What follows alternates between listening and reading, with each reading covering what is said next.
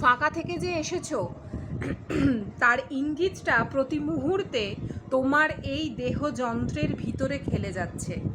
ফাঁকা থেকে এসেছি বলেই তো সেই জন্য সব সময় আমাদের প্রত্যেকের মনে হয় আমরা কেউ পরিপূর্ণতা লাভ করতে পারিনি।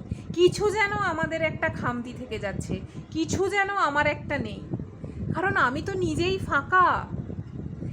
আমাকে আবদ্ধ করার একটা সুযোগ করে দিয়েছে প্রকৃতি তৈরি হওয়ার জন্য।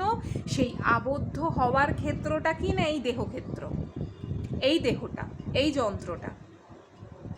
আমি যতক্ষণ এখানে আছি ততক্ষণ এত কিছুর ব্যাপার, এত কিছুর খেলা। যেই আমার সময় আসবে আমার কিন্তু এই দেহটা ত্যাগ করতে হবে, এবং এই দেহযন্ত্রের ভিতরে যে খেলে যাচ্ছে যে কি না ফাঁকা থেকে যে আমি এসেছি, মানে আমি